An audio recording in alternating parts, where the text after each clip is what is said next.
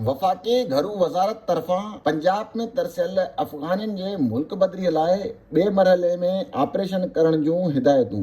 वफ़ाक़ी घरू सेक्रेटरी आफ़ताब दुरानीअ जे सदारत हेठि वीडियो लिंक वसीले थियल इजलास में पंजाब जे सूबाई घरू वज़ीर नूरुल अमीन समेत सूबाई ऐं वफ़ाक़ी घरू वज़ारत जे आला ऑफ़िसरनि शिरकत कई। इजलास में फ़ैसिलो कयो वियो त पंजाब में तरसियल अफ़गाननि खे डिपोर्ट करण लाइ 15 अप्रैल खां ॿिए मरहले वारो ऑपरेशन शुरू कयो वेंदो। पंजाब में तरसियल अफ़गाननि जंहिंमें अफ़गान सिटीज़न कार्ड रखंदड़नि खे मुल्क बदर करण लाइ वफ़ाक़ी घरू वज़ारत तरफ़ां पंजाब हुकूमत खे पंजाब में तरसियल अफ़गान सिटीज़न कार्ड रखंदड़नि जूं फ़हरिस्तूं ॾिनियूं वेंदियूं। उन्हनि फ़हरिस्तनि तहत पंजाब हुकूमत, पंजाब पुलिस ऐं ॿियनि कानून लागू कंदड़ इदारनि जे मदद सां अफ़गाननि खे पंजाब मां मुल्क बदर करण लाइ ऑपरेशन कंदी।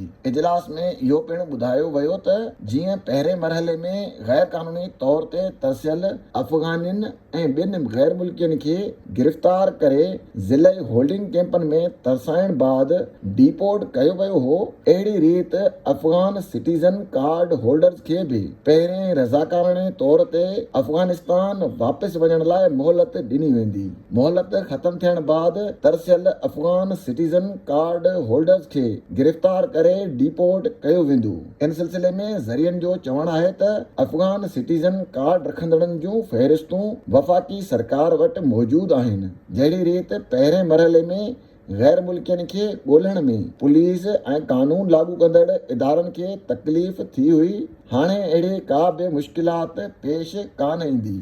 पंजाब में ॿिए मरहले जे ऑपरेशन बाद सुतत ई टे मरहले वारे ऑपरेशन बाबति पिणु ब्रीफिंग ॾिनी वई, जंहिंमें ॼाणायो वियो आहे त अफ़गान POR यानी Afghan proof of Residency card holder खे बि पंजाब मां गिरफ़्तार करे मुल्क बदर कयो वेंदो। इजलास खे इहा पिणु आगाही ॾिनी वई आहे त हिन वक़्त ताईं 4 लख गैर मुल्की अफ़गाननि खे डिपोर्ट कयो वियो आहे।